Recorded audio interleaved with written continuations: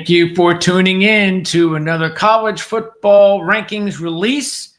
This is week number 2, and we are going to take a look, of course, at the latest rankings that came out on Tuesday night, and take a look at the Ourlads poll and how the rankings look. Remember last week, we did it just basically to show you how the rankings would look, without any changes. In other words, if Ohio State was number 2, then they would get the bye. But now we're going to go back to doing it just the way it should be doing it, the way it is done properly, of course, where all 4 conference champions get the bye.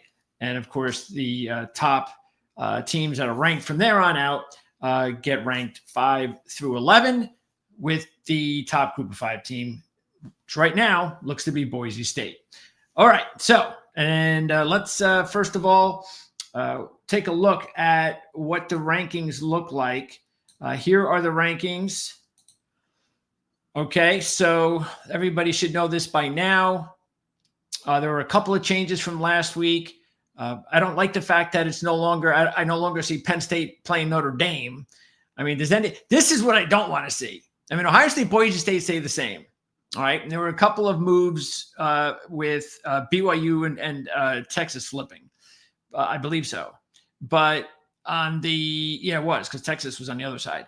But the way that I prefer it to look like, because Georgia was in there, what I would like it to look like is to have Penn State and Notre Dame play. And I definitely preferred Indiana and Tennessee. So yeah, that looked better. I have no interest in Notre Dame, Tennessee, and Ole Miss and Penn State. It almost looks like, it's New Year's Day bowl games. So no, I don't want to see any of that stuff. But if we can get Notre Dame and Penn State, that would really, really be awesome. But we still have a long way to go, as I said last week. All right. Now, this is what the rankings and with the Ourlads poll looks like. Okay. So nothing different on the buys. Okay. Everything's same. And as you can see here on this side, wow, no changes at all. Really? I just noticed that. Wow, no changes. Let's look at that again. Look at that. No changes. They're all the same. Am I right about this? Yeah. Wow. All right. So you think we know something here at Ourlads or what? We don't look at the rankings. I mean, I know I don't, and I don't really think most of the guys do because I know them. They're very busy in what they have to do. And I don't think that they reference the rankings very much because I look at all of them. And by the way, if you go to the X account under Ourlads, and we have that link in the description, always check it out because we put the release out early in the week. And usually we try to get it out on Monday, no later than Tuesday. So, and then what we'll do is we'll also show you, not every week, but a couple of weeks, every 2 to 3 weeks, we'll show you what everybody's, every week we'll let you know who the pollsters are, but every 2 to 3 weeks, we'll let you know what each pollster has for their rankings. So, and trust me, it's all over the place. So I think it's kind of interesting. I think it's great to see that. It's pretty cool. Okay. Now, let's get started. Let's go to the show, why don't we? And let's have some fun here. Okay, here we go. Let's find out how this is going to break down. So count them down. Starting at number 25, Tulane in the American, unbeaten in American play. They'll play Navy this weekend. John Summerall's team going to go their way. All right, so there's your first 5 teams there. I can't stay. Look, Shane Beamer. Maybe in another 5 or 10 years, people are going to go, who's Frank Beamer? And that's the kind of job that he's done this season. I think he has been maybe the most underrated head coach in college football. I mean, he loses Rattler, and a lot of people, including me, thought, all right, it's going to be a down year. And it certainly looked that way early because they struggled week 1 against ODU, even though ODU is an okay AAC team. But they're not a Sun Belt team. But they haven't been a top Sun Belt team. So it was a little bit surprising and was like, this kind of maybe it wasn't as surprising. This is kind of what we expected. But wow, has it really turned out? Look, the quarterback, one of those athletes, and he is getting better each week. And that's the thing about young quarterbacks. Sometimes they don't get better. And you realize, well, this is a waste season. And either this guy's going to have to take a big step next year, or we're in trouble. We got to find another quarterback. Well, South Carolina's in good shape. So, matter of fact, they have some players coming out to the NFL draft that we're going to talk a lot about here and have already on Ourlads. Missouri, boy, things have really changed for them, even though they had a big win last week. They got off to a great start, but they had a big season-saving win, I guess, even though they're really – mathematically they're in it, but it's still going to be hard. Brady Cook, not even sure if he's playing this week. Army, that's a big name there, of course, because Army will take on Notre Dame next week. They got a bye. So we got Notre Dame next week. That's going to be an awesome matchup. We're all looking forward to it at Yankee Stadium. And Tulane, if you haven't heard the name before, and I am definitely going to talk more about this guy in the coming days because, as I've said before, I'm going to start posting some videos regarding not only players for the 25 draft, but players for the 26 and 27 draft. And I believe Daniel Mensah, the quarterback at Tulane, is going to be a very high draft pick. I think he's got first-round capabilities. Tulane, even without Willie Fritz, has done a phenomenal job this season. And maybe that's not a surprise. They got a pretty good head coach. They did a good job of filling Willie Fritz's shoes. South Carolina has been one of the great stories of the season. They're so close to having a better record than 6-3 at number 20. Oh, they added Clemson in there? Okay. Well, I don't think there's much to say about Clemson. Let's move on. And still with a shot to get in the ACC title game. They'll put it up. All right. There are your other 5 teams. And what to say here? It's all about Colorado, really. Texas A&M, Kansas State, they still have good chances of playing the Big 12 and SEC championship games. So we can't forget about that. That's still going to be big for those 2 programs. But Colorado, they've got the best chance probably out of those 3 because of how the Big 12 is. Look, Kansas State's right there with Colorado, of course. So anything's possible, especially Colorado. They have to play Kansas next week. And this week, even though they got a big point spread over Utah, that game could be really tricky for Colorado. Telling you right now, Colorado's schedule wasn't very strong this season. You know, they had the Hail Mary win. Very impressed with what they've done, what Deanna's done there, no question about it. And some people believe that they might have the top 2 picks in the NFL draft this year. I don't think that's going to happen. I don't think there's any way Shedeur Sanders is going to be one of the top couple of picks in the draft. He'll be a first-round draft pick, but I just don't see him be that high. I'd be shocked. But anyway, we know how good Hunter is. The fact of the matter is, though, Utah is coming off a devastating loss to BYU. Now, there is a problem with all the turmoil going on this week with the AD. They were very upset with the 4th down call. It kept the BYU drive alive. And they could do all – and see, the problem I have with that is it gives the impression to the players that that there's an excuse there. And you never want to do that. And I think that it's possible that it's going to wear on them, and then they come out against Colorado and they get buried. Absolutely buried. And by the way, and look, they were trying to salvage their season. They were coming off the bye. It's the holy war. We got the new quarterback coming in. He gets off to a great start. We're gonna end the season strong. We're just annihilating this offense late in the game. They're not doing anything, and then boom, penalty. But look, you still could have and should have stopped them.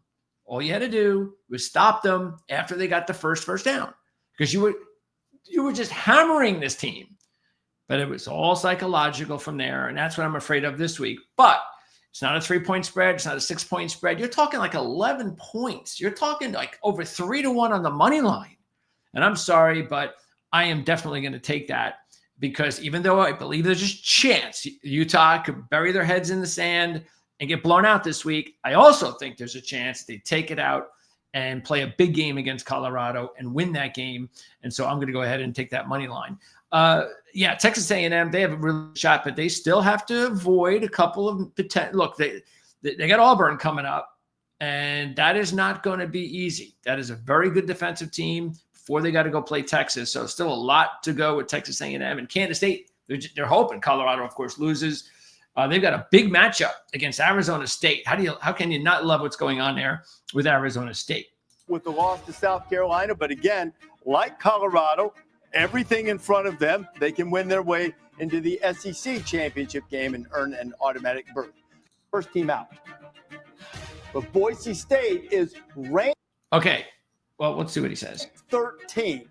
So they're down a spot, but they're still seeded 12th because in this scenario, they would be the Mountain West champion and the 5th highest ranked conference champion. Yeah, very interesting. Boise State down a spot now. Still have not seen Ole Miss. Ole Miss. All right. So here's the thing. I really think that San Jose State is going to give Boise State a game on Saturday night.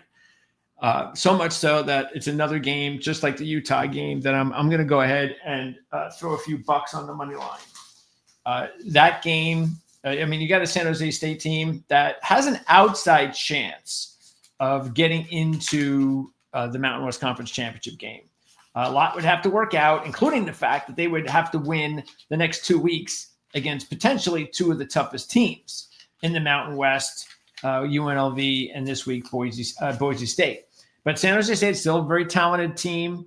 They had the near upset win against Washington State early on this season. That one we actually called. We liked San Jose State to upset Washington State in that one. They lost the game in overtime. They were a heavy dog, almost, I think, about the same point spread too. But check this out. And this is care of our good friend Mark Lawrence over at Playbook.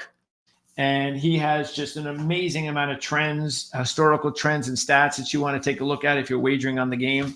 San Jose State is 16-2-1. Now, this is just the spread. This is not winning the game. 16-2-1 against the spread during the regular season when they're off a double-digit ATS win.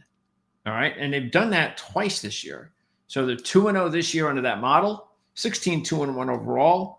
They're also 13-1 against the spread as conference dogs of 8 or more. That is another good sign. So I think and look, it's a home game. I think they're going to give Boise State a lot to handle. And I think because of that, I think there's a chance that they might be able to pull off the upset. But look, we'll find out how good Boise State really is. Because if they're as good as some people think they are, then they should have little resistance because this is not a monster schedule. They're not playing a Power 5 schedule, a Power 4 schedule. Should be able to, I'm not saying every game is going to be easy, but, should be able to kind of work their way in to a automatic berth, win the Mountain West Conference Championship, and there you go. I do think, though, that there's going to be trouble on the way. I don't know when. But maybe they win that trouble game. But I think there's trouble on the way, and we'll see if that's the case at all on Saturday. Fresh off the big win last week against Georgia, how high have they climbed now as a result of that victory? Okay, so this is where you have to pay attention to rankings and seeding. Now, because Boise State would be a conference champion, they then pushed the 12th ranked team out of the field, and that's the Georgia Bulldogs after the loss at Ole Miss. Who would have thought this a couple weeks ago with how they went to Austin, handled the Texas Longhorns. But now you look at the Georgia Bulldogs, they got some flaws. I mean, the offensive line giving up tons of pressure last week to Ole Miss's defensive front. They couldn't get any with Tennessee coming to town, who clearly not listed yet. Country. And a brutal road schedule. And right now, it moves up, way up, and they're now number 11, and they would have the 11th. Unveiling Ole Miss. And of course, we already know this. We showed this to you guys. Look, last week when we talked, we told you how much we liked Ole Miss against Georgia. And again, I just think this is Ole Miss's year. They're still going to need help to get to the SEC championship game, but this is a great sign because even if they don't get to the SEC championship game, their schedule is pretty good now. So they just take care of business, okay? And even if they don't play an SEC championship, and it may be a good thing because that would be 3 losses. So it might be in Ole Miss's best interest to kind of hang down here, 10-11, go on the road, which I don't think is a bad thing for Ole Miss. I really don't. I think Ole Miss is one of those programs that probably will have a better chance of running through the playoffs on the road. I just think there's a little bit too much pressure on them when they're at home, even though they had a great win against Georgia. But yeah, I really like Ole Miss. Matter of fact, I'm starting to think this could be their year. I really do. So, and Georgia, again, what did we say last week? It's just Georgia's just overrated. They're just like every other team right now. That's all they are. They're a good team, but they're no different than any of these teams. No different. Does that mean they can win the national championship? Sure it can. They can get hot. Things just start to go their way, that kind of thing. They've got the talent. But I don't think that's going to happen. And they do have to make sure that they take care of business, of course, against Tennessee, first of all. And then Georgia Tech in a few weeks is not going to be totally easy the way they're playing. Okay. They have SMU as the second team out over there. What did we have? Let me see what we had as the second, because we had we show you to the teams that on our poll that get points but just don't make it. And it looks like the team that just missed out was actually Boise State, because Boise State, yeah, they dropped down from they were 11th last week in our poll. So they dropped down because we don't put our poll together based on the rankings playoff system. Like Boise State's got to be the top ranked group of 5. We don't do that. We just top 12 teams. So Boise State, we had them 11th, and they actually dropped down. So they're on the outs. And of course, you saw that with Georgia 12th. And SMU is the top team, just like you see here, because we have Georgia 12 and SMU right behind them, and then Boise. But of course, Boise being the automatic team. So yes, once again, demonstrating that our pollsters just doing an awesome job. Really proud. And I just love how Ole Miss played against Georgia. The physicality, controlling the line of scrimmage. They built this defense to beat Georgia. And they didn't just beat Georgia. They dominated the Georgia. Sometimes was the last team in the field last week, second to last this week. Yeah, and I think when you look at Alabama, they look like sometimes the best team in the country, which last week against LSU, they looked outstanding. But we've also seen them have some flaws. But they're peaking at the right time. I do agree with that. I do agree with that. I think they are starting to peak at the right time. They're now a very dangerous team, Alabama. They have a very talented quarterback. And I think what you saw last week against LSU was the difference between old school quarterback play and the new style, the new school. And is a quarterback that can run around and make plays with his legs. LSU they couldn't do it. And you just saw the difference. And they're just playing at a really high level. They got a very good coach. Keep that in mind. So Alabama, yes, I totally agree. I think they're also in that same situation with Ole Miss. And maybe it's not in the worst, if we don't play in the SEC championship game. Let's just hang out here. Let's just hang out. And if we just hang out outside, we don't have to worry about a third loss. And if we have 2 losses, SEC, with our power name, we're getting in. Ellen Milroe, and forget the rest of the place. and remember this, too. Both Ole Miss and Alabama, if it were to end this way, would be on the road. Yeah. With their remember, SMU, second team out, no conference loss. What did we say on the show last week? Georgia Tech. We liked Georgia Tech last week. All depended upon Haynes King, of course. And even though Haynes, I think that the coaching job was excellent. The way they were able to bring the young quarterback in and relieve some plays from King so he wasn't getting hammered all the time, because their offense is predicated on the quarterback, needs to run the football. And not all the time, but that's part of their offense. And so I thought that was great strategy. It worked, and they pulled off the upset. So that is not surprising to us, as we said it last week. But we still like Miami. Miami was our preseason pick to play in the ACC championship game. And that's definitely where they're headed right now. And we'll see what happens. Could still be SMU. Looks like a Miami-SMU matchup. Very, very possible. Very, very probable, I would say. Not in the field. So since Miami is the highest-ranked ACC team, they would project as the champion. They would go into the quarterfinals as a 4th seed, despite being ranked 9th. Joe, you with me there? I'm with you. That means Notre Dame would be on the road in the first round, too. Against whom? The Tennessee Volunteers. Tennessee, as Greg mentioned, going to Georgia this. Yeah, and that's a good point because keep in mind, no Georgia here, and yet Tennessee's playing Georgia. Now, Georgia's right on the outside, as you can see. You know, they're right there. Okay, so they're the very first team out. Without the automatic group of 5, they're in, but they're not right now. So if Georgia wins, they're in, and I wonder, since they're 8th, does that knock Tennessee out? So something's going to happen.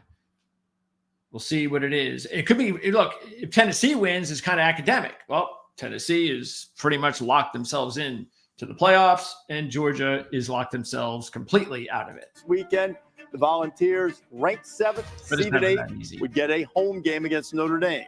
And I do understand that Tennessee's got everything in front of them. I love their defensive line. That'll be the matchup of the weekend. It's BYU. BYU somehow escaped the holy war, and they are still undefeated. They're ranked 6th, but they would be seeded 3rd as Big 12 champion. BYU has escaped a couple times this season. And as they've won close games, they have a tough road in the next 2 weeks. And this is a correction from the committee. Like, they messed up last week by having BYU 9th. So low. And look, BYU was a holding foul away from losing that game, and they came back and won. So they do get an extra spot out of it. Kansas is interesting. Worst preseason pick ever was me picking Kansas to go to the playoff. All right, so there you go. Indiana is going to be interesting because, look, they're 10. I mean, they're 5, being a 10-0. The problem is that their schedule wasn't strong, and now they're going to have to end up playing against Ohio State. And if they lose that one, they're probably they've lost a bunch of close games. Be careful. Now they get a chance to be the Big Ten coming in here too. And how about this? Who else would have a home game against Ole Miss? They just saw each other recently in Penn a bowl State game. sitting back like, thank Didn't you. go well. SEC team, the long Only at Michigan, the same team that Indiana struggled with. Here we go. of the top 5 spots is. All right, there you go. So that is it. We want to remind everybody that we are going to be hammering away at the scouting videos, as we always do here on Ourlads, on the Ourlads Football Network. Again, check out the link in the description so you can get our rankings when they're released every Monday or Tuesday. You get them right away. Let us know what you think about them. Same thing in the comment section here. Let us know what you think about our rankings, our input on everything. And also look out for our handicapping videos. We've been really pushing those out this week. Things are starting to get really heated up now. So look out for that. And we'll see you again real soon right here on the Ourlads Football Network.